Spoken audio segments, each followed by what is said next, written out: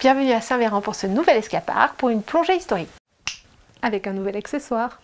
Bonjour les enfants. Bonjour. Est-ce que vous vous rappelez le nom du village où vous habitez? Oui.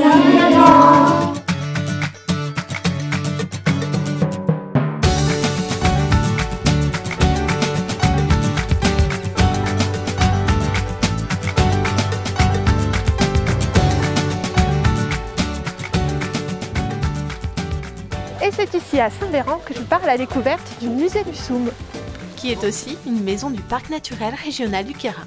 Alors cette maison date de 1641, donc c'est une des seules maisons du XVIIe du Queyras. Et c'est surtout la plus ancienne de Saint-Véran car le village a brûlé à maintes fois. Qu'est-ce que ça veut dire? Ça veut dire extrémité. Et pourquoi extrémité?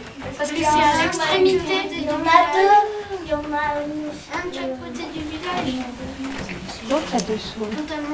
Donc c'était... Ah ouais, donc le Soum, ça veut dire que c'est la dernière maison du village.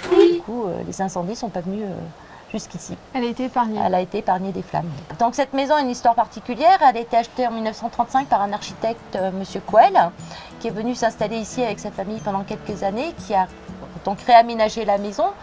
Donc il y a quelques modifications, surtout au niveau des granges. Et par contre, tout le mobilier, etc., ce sont les meubles de la maison. Elle a été très peu restaurée. Et cette maison est devenue musée le 14 juillet 1994, donc ça va faire 20 ans cette année. Alors tu nous emmènes visiter? Tout à fait. On y va. On y va. On est où ici? Dans la fougade, dans la cuisine. Non, la cuisine, il y a un frigo. Alors bien sûr, c'est dans la cuisine, mais la raison, c'est aussi le frigo. Qu'est-ce qui est stocké dans cette pièce donc? C'est trop froid. Les aliments. Tous les aliments consommables de la maison. Alors, c'est la chambre du berger. Cette chambre servait uniquement pendant la période estivale. Donc, c'est les piémontais qui venaient aider les paysans du Queyras pour garder des troupeaux de moutons et pour faire les foins. Bah, maintenant qu'on a vu les boules de pain, on va aller voir la chambre. Allez, on te suit. Et est-ce qu'on y dormait toute l'année dans cette chambre? Non. Pourquoi on peut... Parce qu'il fait trop froid sinon l'hiver.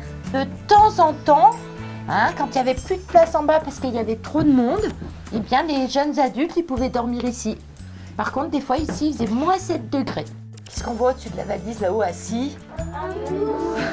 On essaye de lui trouver un petit nom. La mascotte du musée. Là, le Souminou. C'est une maison qui est ouverte toute l'année.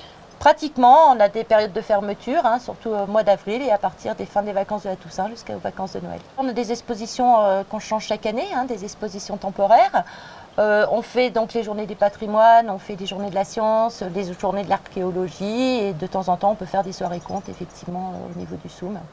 Et moi je vais essayer de vous raconter pourquoi le village s'appelle Saint-Véran. Il y a très longtemps, il y a très longtemps. Un tout petit peu plus loin qu'ici, dans une région qu'on appelle le Vaucluse. Et il y avait un village qui s'appelle Fontaine-du-Vaucluse.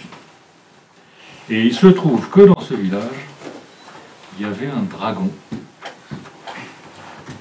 Et pour connaître la suite de l'histoire et savoir comment le dragon est arrivé à Saint-Véran, venez vous aussi participer aux soirées contes du musée du Soum. Et c'est ici que la visite se termine. J'espère que vous avez su l'apprécier. Quant à moi, je vous dis à bientôt sur un nouvel Escapark.